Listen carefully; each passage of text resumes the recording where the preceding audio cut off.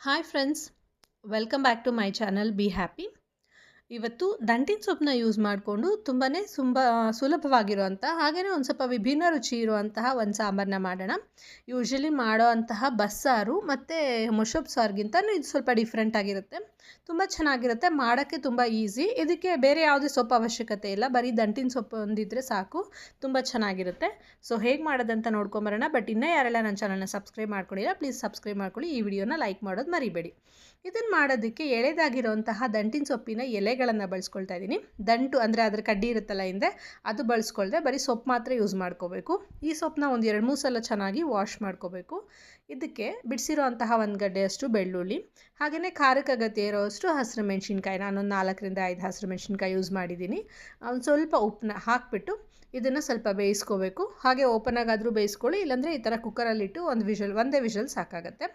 ಅದು ಬೆಂದಾದಮೇಲೆ ಇದಕ್ಕೊಂದು ಮಸಾಲೆ ಮಾಡ್ಕೋಬೇಕು. ಅದಕ್ಕೆ ಮಿಕ್ಸಿ ಜಾರಿಗೆ ಮತ್ತೆ ಬೆಳ್ಳುಳ್ಳಿ ಹಾಕ್ಕೊಳ್ತಾ ಇದ್ದೀನಿ. ಆವಾಗಲೇ ಹಾಕಿದ ಬೆಳ್ಳುಳ್ಳಿ ಬೇರೆ ಮತ್ತು ಇದು ಬೇರೆ.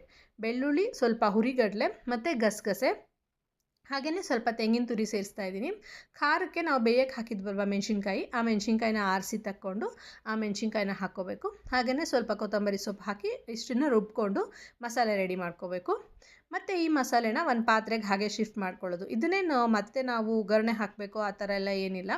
ಇದನ್ನು ಒಂದು ಪಾತ್ರೆಗೆ ನೀಟಾಗಿ ಚೆನ್ನಾಗಿ ಶಿಫ್ಟ್ ಮಾಡ್ಕೋಬೇಕು. ಸ್ವಲ್ಪ ನುಣ್ಣಕ್ಕೆ ಮಾಡ್ಕೊಂಡಷ್ಟು ಚೆನ್ನಾಗಿರುತ್ತೆ. ತರಿ ಆ ಥರ ಎಲ್ಲ ಏನು ಅಷ್ಟು ಚೆನ್ನಾಗಿರಲ್ಲ, ನುಣ್ಣಕ್ಕಿದ್ದಷ್ಟು ಚೆನ್ನಾಗಿರುತ್ತೆ. ಸೊ ಇದಕ್ಕೆ ನಾವು ಒಂಚೂರು ನೀರನ್ನ ಸೇರಿಸ್ಬೇಕು, ಹೆಚ್ಚಿಗೆ ನೀರು ಹಾಕೋಬಾರ್ದು. ಯಾಕೆ ಅಂದರೆ ಇದೇ ಒಂದು ಮಸಾಲೆಗೆ ನಾವು ಆಮೇಲೆ ಮೊಸರನ್ನ ಸೇರಿಸೋದು. ಸೊ ಹಾಗಾಗಿ ಹೆಚ್ಚಿಗೆ ಇದು ಬೇಡ, ನೀರು ಹಾಕಿದ್ರೆ ಚೆನ್ನಾಗಿರಲ್ಲ, ತುಂಬ ತೆಳ್ಳಗಾಗ್ಬಿಡುತ್ತೆ ಮೊಸರು ಹಾಕಿದ್ಮೇಲೆ. ಸೊ ಒಂದು ಸ್ವಲ್ಪ 1-1.5 ಬಟ್ಲಷ್ಟು ಮೊಸರನ್ನ ಸೇರಿಸ್ಕೊಳ್ತಾ ಇದ್ದೀನಿ. ಇನ್ನೂ ಒಂದೇನಪ್ಪ ಅಂದರೆ ಇಲ್ಲಿ ಆ ಮಸಾಲೆನ ರುಬ್ಬುವಾಗ ಸ್ವಲ್ಪ ಕಡಿಮೆ ನೀರನ್ನ ಯೂಸ್ ಮಾಡಿ ಸ್ವಲ್ಪ ಗಟ್ಟಿ ಚಟ್ನಿ ಥರ ರುಬ್ಕೊಂಡು ಇಟ್ಕೊಂಡ್ರೆ ನಿಮಗೆ ಯಾವಾಗೆಲ್ಲ ಯೂಸ್ ಮಾಡಬೇಕು ಅನಿಸುತ್ತೋ ಆವಾಗವಾಗ ಸ್ವಲ್ಪ ಮೊಸರನ್ನ ಬೆರೆಸ್ಕೊಂಡು ಸಾಂಬಾರನ್ನ ರೆಡಿ ಮಾಡ್ಕೋಬೋದು. ಆ ಥರ ಕೂಡ ನೀವು ಯೂಸ್ ಮಾಡ್ಬೋದು.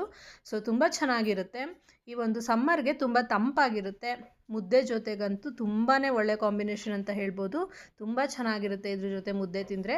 ನೀವು ಕೂಡ ಒಂದು ಸಲ ಈ ಒಂದು ರುಚಿಯಲ್ಲಿ ದಂಟಿನ ಸೊಪ್ಪನ್ನ ಯೂಸ್ ಮಾಡಿಕೊಂಡು ಈ ರೀತಿ ಸೊಪ್ಪು ಸಾರನ್ನ ಮಾಡ್ಕೊಳ್ಳಿ. ತುಂಬಾ ಚೆನ್ನಾಗಿರುತ್ತೆ ಮುದ್ದೆ. ಅದ್ರ ಜೊತೆಗೆ ಆ ಸೊಪ್ಪು ಕೂಡ ಚೆನ್ನಾಗಿರುತ್ತೆ. ಸೊಪ್ಪಿನ ಜೊತೆ ಅಲ್ಲಲ್ಲೇ ಬೆಳ್ಳುಳ್ಳಿ ಕೂಡ ಸಿಗೋದ್ರಿಂದ, ಅದು ಬೆಂದಿರೋದ್ರಿಂದನೂ ಅದೊಂದು ರೀತಿ ಡಿಫ್ರೆಂಟ್ ಆಗಿರುವಂತಹ ಟೇಸ್ಟು. ಒಂದ್ಸಲಿ ಟೇಸ್ಟ್ ಮಾಡಿದ್ರೆ ಅಲ್ವಾ ಹೇಗಿರುತ್ತೆ ಅಂತ ಗೊತ್ತಾಗೋದು. ಸೊ ಖಂಡಿತ ಟೇಸ್ಟ್ ಮಾಡಿ ಮಿಸ್ ಮಾಡಬೇಡಿ. ಮತ್ತೆ ಇನ್ನೊಂದು ವಿಡಿಯೋ ಜೊತೆ ಸಿಗ್ತೀನಿ.